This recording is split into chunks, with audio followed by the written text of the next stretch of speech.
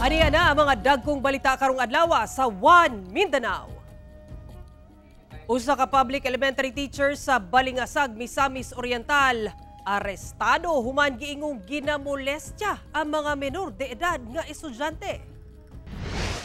Tungod sa pagbunog sa ulan kagabi, daghang lugar sa Davao City gilunupan. Og pulang araw star Sanya Lopez, unsa kaha ang nadiskubrihan sa ka-museum sa Zamboanga City. Ito ang GMA Regional TV One Mindanao. Maayong hapon Mindanao, ako si Sara Hilomen Velasco. Arestado ang usa ka maestro sa public elementary school sa Balingasag, Misamis Oriental. Human nga gingong ginamolestya ang iyang mga menor de edad nga estudyante ug kanhi mga estudyante. Sayron tang dugang detalye sa live report ni Cyril Chavez. Cyril.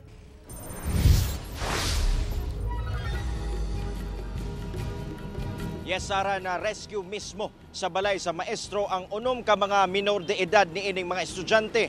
Ginakuhaan matud pa sa sospek og litrato o video ang iyang pagpangabuso sa mga biktima o gipakatag sa internet. Ani ato eksklusibong report.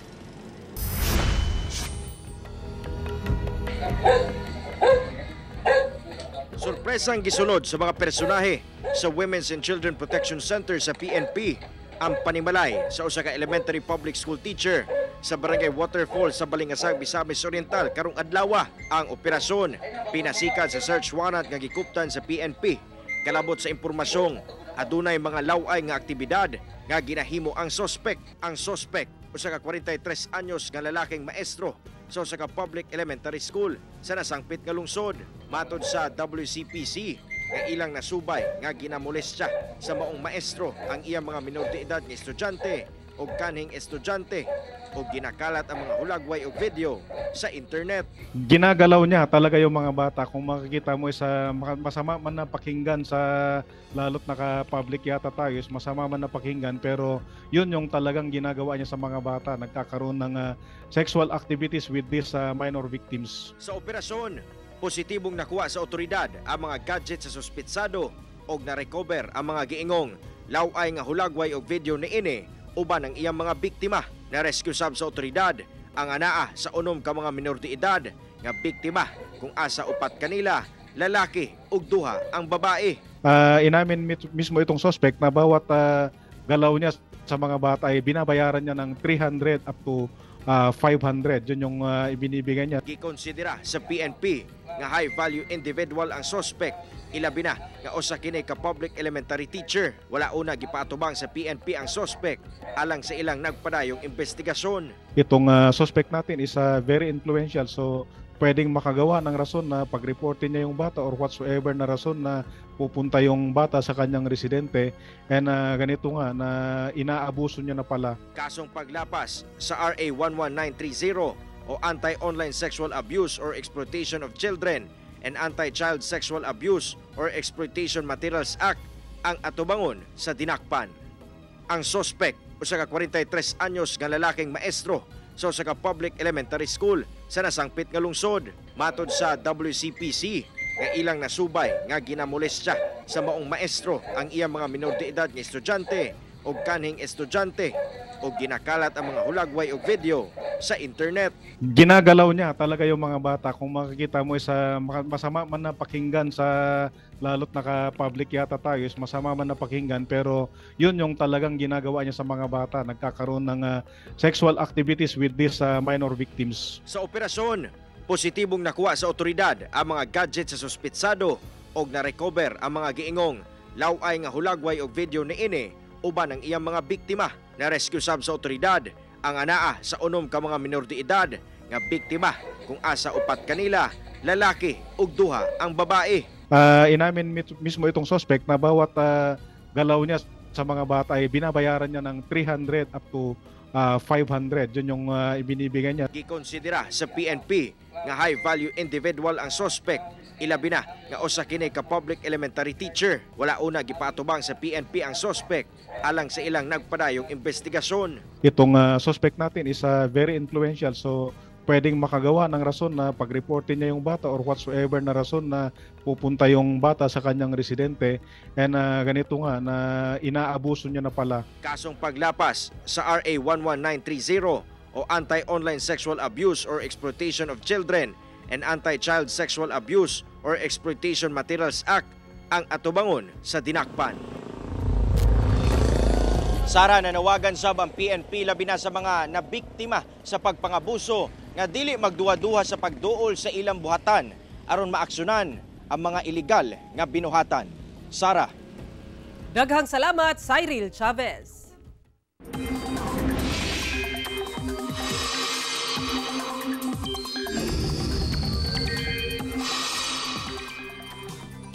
Subling misulod sa Philippine Area of Responsibility o PAR ang bagyong Julian ug gipaabot nga maglandfall sa southern Taiwan.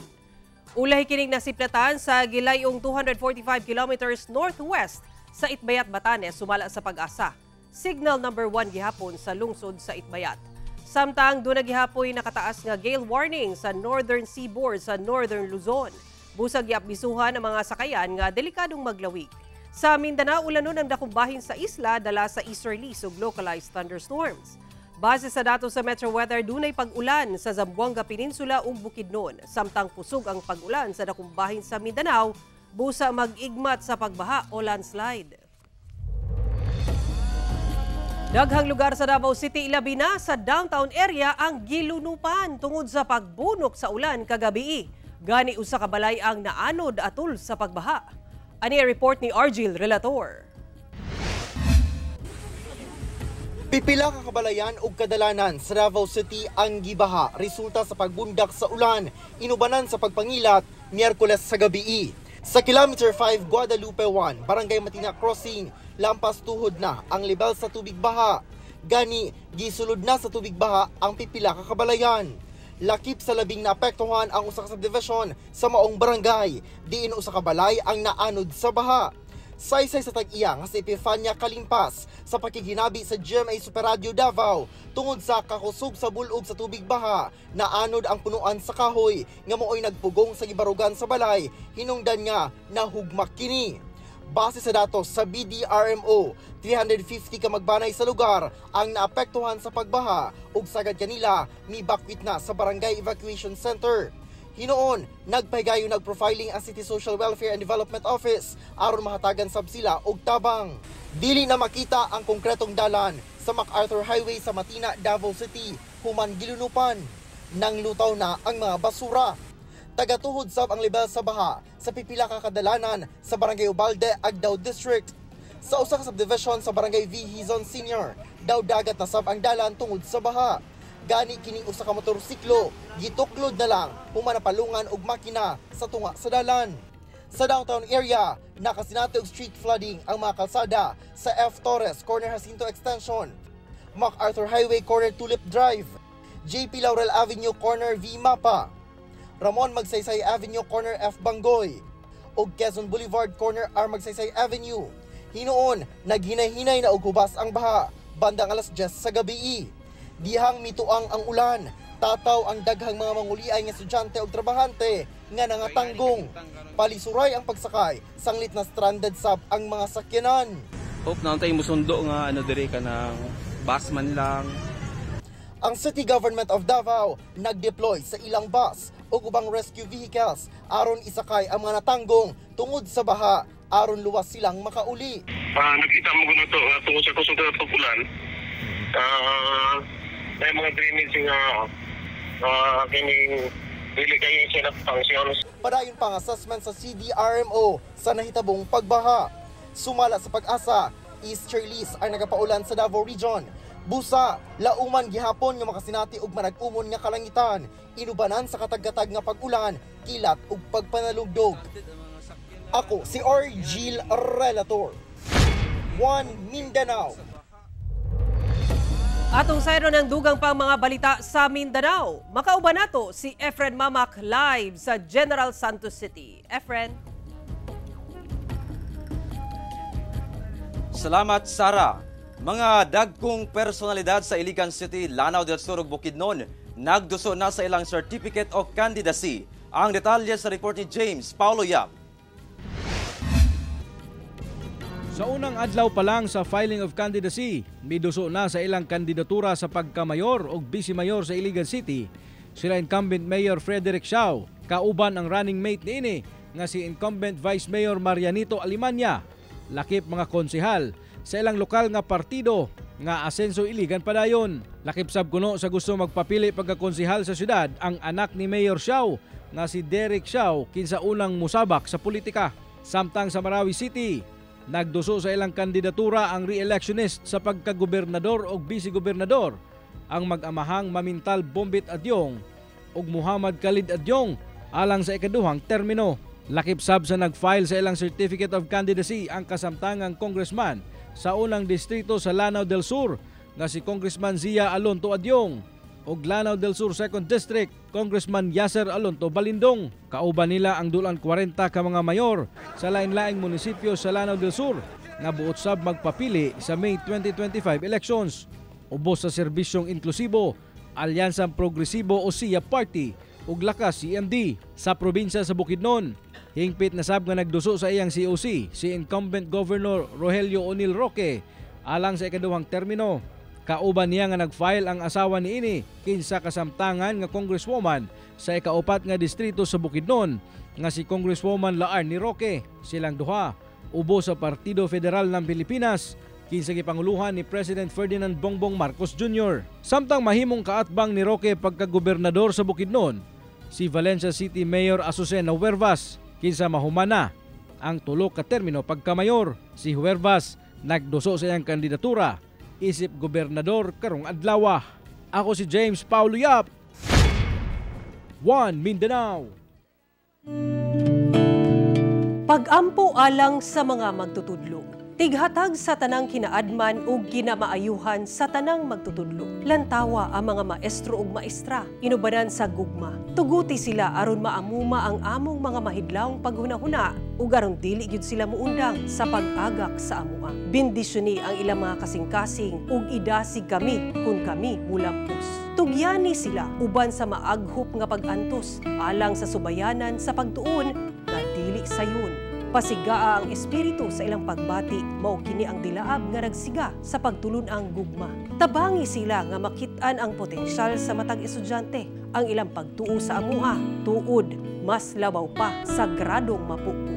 Tugyani sila og pagsalig aron kanunay silang makatun, ipakita nga dili sila mahadlok og bag-ong kinaadman ug mga kasinatian. Ipadasig nila ang paghulma sa kaugmaon, sila ang moimpluwensya kung unsa kadako ang among mga pangandoy sa among mga kaugalingon. Bendisyoni ang among mga magtutudlo nga nag-una panamo, kay ang ilang mga kadasig nagsugakod gihapon hangtod karon. Tuguti ang kahayag sa imong sanglitanan nga mosidlak sa tanang mga magtutudlo. Aron mo gama sa ilang mga pulong, aron mahigugma sa ilang mga paghunahuna, aron maambit sa ilang mga kasing-kasing. Ito ang GMA Regional TV 1 Mindanao. Pipila ka mga kandidato sa pagkakonsehal sa Davao City ang nag-file sa ilang Certificate of Candidacy karong adlaw. Atong sayro ng dugang detalye sa live report ni Kent Abrigana. Kent?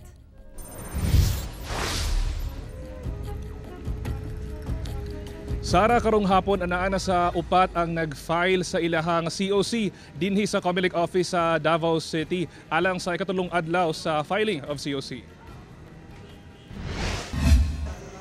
Labing una nga nag-file sa iyang Certificate of Candidacy karong adlaw. Sa ikatulong adlaw niini sa Comelec sa Davao City si Priscilla Galope Albaracin.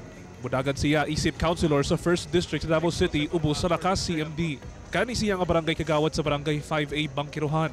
Siya ang anak sa kanhing konsehal sa 1st District nga si Rene Galope, nga usa ka kritiko sa kaning mayor sa Davao City nga si kanhing Pangulong Rodrigo Duterte.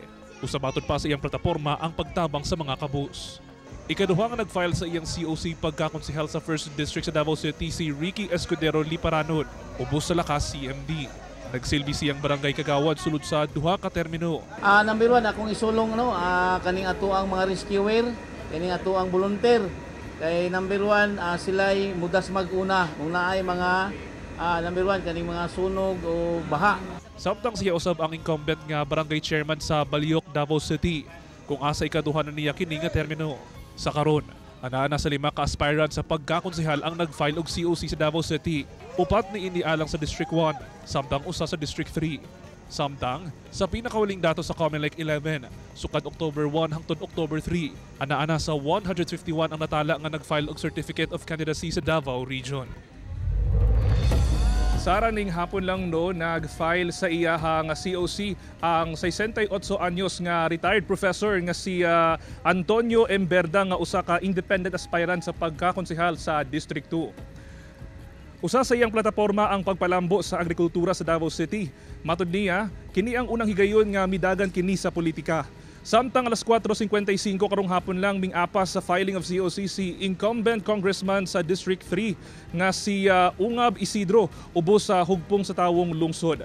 Nag-file kini for re-election alang sa iyang ulahing termino. Sara, sa karon walay natala nga untoward incident ang kapulisan atol sa ikatulong adlaw sa filing of COC. Sara. Dagang salamat, Kent Abrigana.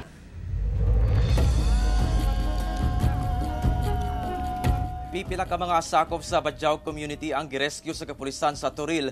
Human kini makadawat og reklamo batok sa mga Badjao nga nagapangluwa sa katawan nga dili mohatag og limos kanila. Sa impormasyon nga nakuha sa GMA Super Radio Davao sa Toril Police Station, muabot sa 13 ka Badjao lakip dinhi ang 5 ka menor de edad ang narescue sa pakigalayon sa pagginhawaan drop-in center. Sumala pang ginapangluwaan o ginapasakitan sa maong mga Badjao ang pipila ka mga pasahero sa MacArthur National Highway sa Toril ning syudad nga dili mohatag kanila og limos. Gi-endorso na sa kapulisan sa Quick Response Team for Children Concerned sa lokal nga kagamanan sa Davao ang maong mga Badjao. Subling nga nawagan ang otoridad sa katawan nga dili mohatag og limos aron mapugos og hawa ang mga Badjao nga nagapanglimos sa kalsada. Una na sab gibutyag ni Julie Dayaday, head sa Davao CSWDO, nga ilawom sa anti-mendicancy law, ginadili ang paghatag og limos o pagpanglimos sa kalsada tungod delikado kini o posibleng masilutan ang mga masakpang musupak niini.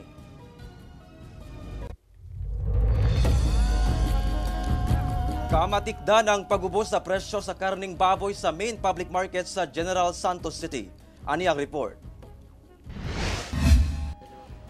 Miubos karon sa 20 pesos ang matag kilo sa presyo sa karning baboy sa main public market sa General Santos City.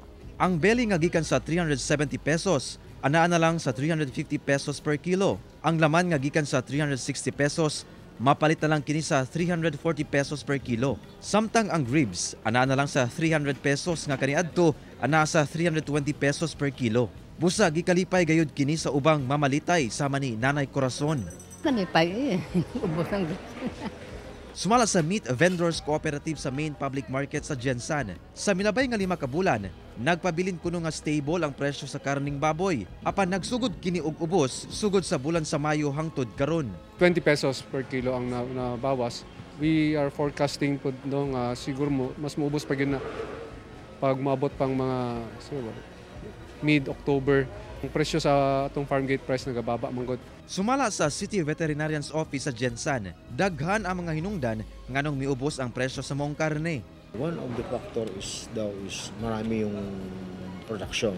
And at the same time, may mga bumalik na daw sa pag-aala ng alaga ng baboy. Bumaba ka din kasi yung shipping natin from Gensan. Gibutyag sab sa buwatan nga nagpabiling duwas sa African swine fever ang mga babuyan sa General Santos City. Sanglit anaa pa kini karon sa green zone. Pagpatuman nato sa mga boundary range natin, nandoon pa rin. Maigting pa rin pagbabantay natin para hindi na tayo mapasukan ng ISF dito. Kauban si Gary Balantay ug Bong Vicencio, Efren Mamak. 1 Mindanao. Subay sa pagsaulog sa 140th araw ng Santa Cruz sa Davao del Sur, ipahigayon na karong gabi ang usa sa highlights nga mao ang mutiya ng Santa Cruz 2024. Atong sayron ang mga katikaran diha sa Santa Cruz, kauban si Argel Relator live. Argel.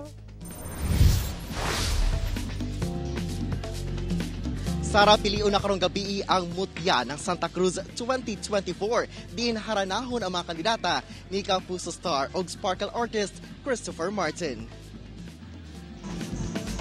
all set na og oras na lang ang ginahulat alang sa pagsugod karong alas 6 sa gabi sa Mutya ng Santa Cruz 2024. 18 ka mga kandidata ang magpasundayag sa ilang katapos alang sa corona. Nagrepresenta ang matag kandidata sa ilang barangay nga gigikanan dinhi sa Santa Cruz. Usa sa mga sakop sa selection committee si two-time Olympic medalist ug tubong Santa Cruz nga si Neste Petesio. Og syempre, mas mahimong espesyal gayud ang Mutya ng Santa Cruz 2024 sanglit mangharana sa mga kandidata si sparkle artist Christopher Martin. Sara, mas mahimong hugyaw sab ang kulminasyon sa 140th araw ng Santa Cruz karong Sabado sa pakigduyog sa Kapuso Stores sa Kapuso Fiesta kauban si Paul Salas, Luke Conde ug si Marian Osabel karong Sabado kana alas 7 sa gabi. Happy araw ng Santa Cruz. Sara. Happy araw ng Santa Cruz at mga kapuso diha sa Santa Cruz, Davao del Sur. Daghang salamat, Argil Relator. Nagpaymangno ang Department of Trade and Industry sa mga establisimento nga sundon ang mga gabayan sa Fair Trade Act karong nagkadul na ang Pasko aron malikay sa mga asunto. Ang detalye sa report ni James Paulo Yap. Karong nagkaduol na ang Pasko, usa sa mga ginabantayan sa Department of Trade and Industry ang basic commodities nga sagad paliton sa publiko aron ihikay pag-abot sa Pasko ug bagong tuig. Busa hugot ng ilang pahimangno karon sa mga establishmento nga sundon ang mga gabayan sa Fair Trade Act aron malikay sa mga reklamo. Gani sukad Enero hangtod Setyembre karong tuiga, miabot na sa kapin 900 ka mga patigayon ang ilang na inspeksyon og 7 niini gipang isyuhan og notice of inquiry. Katulang nisaka siya sa suggested retail price ba as itong issue nito ay nga price guide gali. And so far, ang ilang pong mga response na appreciate na po sa office, na appreciate sa management na with regard to kung pinakabuok, pinakabuok so far ay naman ito, 7 ka liter of inquiry. So that means 7 ka retail establishment na itong na-issuehan. Lakip sab sa ginabantayan sa DTI-10 ang mga kananan.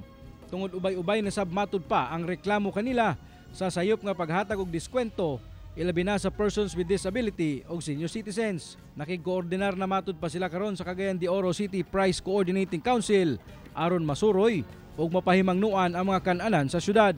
Ang kuhaan og discount katong barato. Una ka buhaton sa mga uban, no? Mga fast food, kan mga tanaw dia ringon ra badayon nga na sa computer mo gud na set. Sayop gihapon na kung ma-determine unsay gi-order para sa senior, mo kay kuhaan og discount. Ang masapon nga makalapas sa maong balaod, mamahimo makabayad og multa o di kaha makansela ang business permit. Busahangyo nila sa mga negosyante nga likayan ang maong binuhatan. Kauban si Makoy Sempron, James Paulo Yap, 1 Mindanao. Ito ang GMA Regional TV 1 Mindanao. Kamatikdan ang pagsaka sa presyo sa bugas mais sa Bangkerohan Public Market sa Davao City. Sa pagpanubay sa GMA Super Radio Davao sa Bangkerohan Public Market, ana-ana sa 45 pesos matag kilo ang bugas mais gikan sa tag 38 pesos ang matag kilo.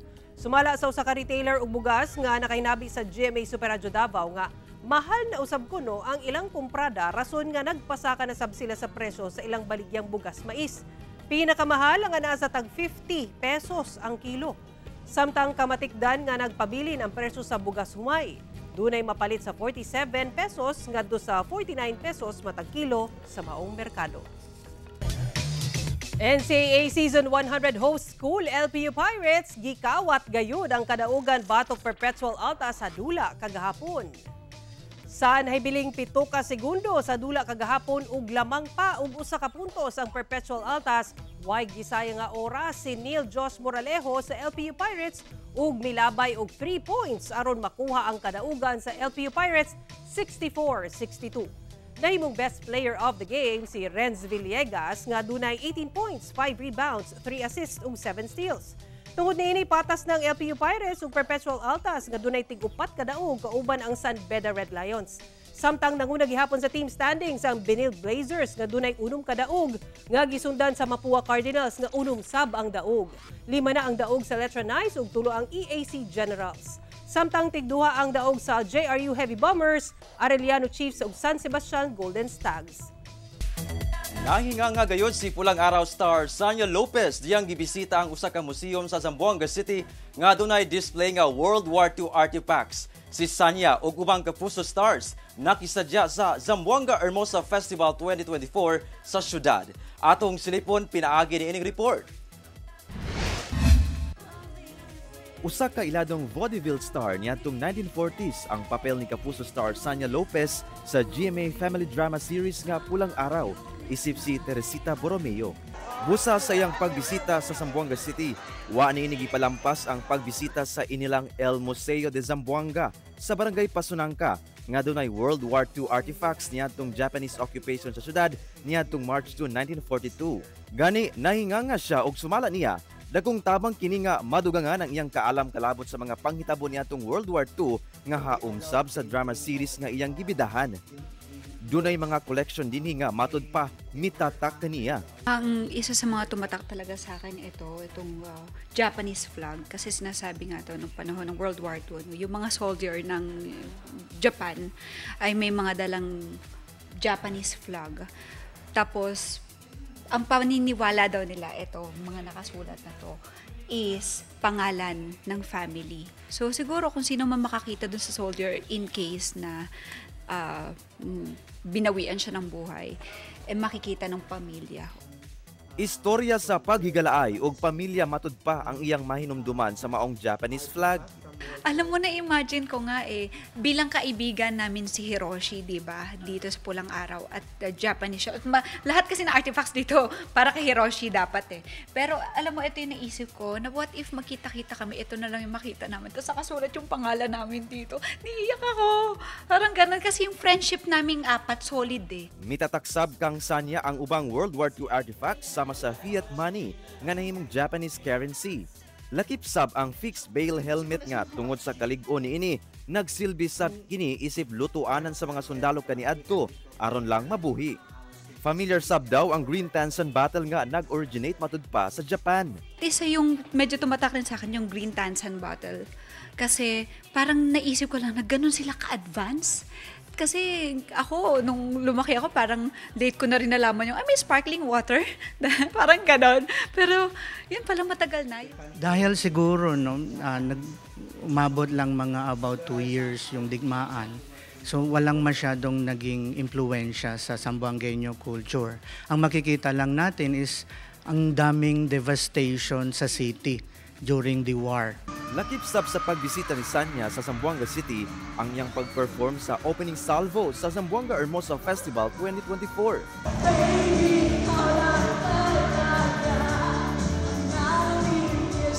Kauban ang ubang kapuso stars, Anthony Rosaldo,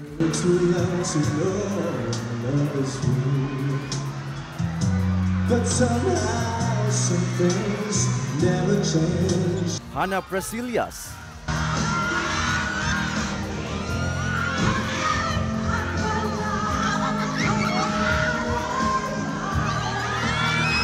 Jeric Gonzalez,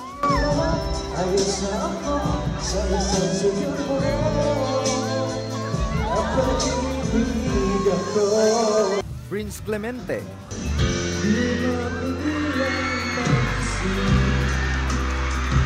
ug Tom Rodriguez.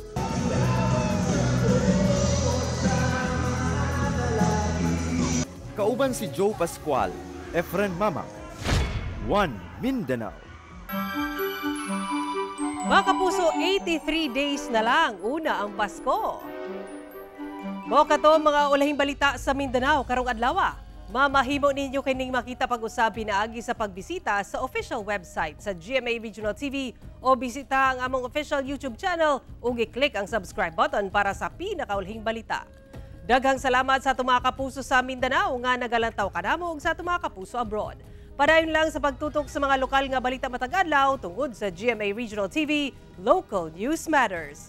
Kami ang GMA Regional TV 1 Mindanao, tibok persa para sa mas na komisyon ug mas halapad nga pagserbisyo sa nasod.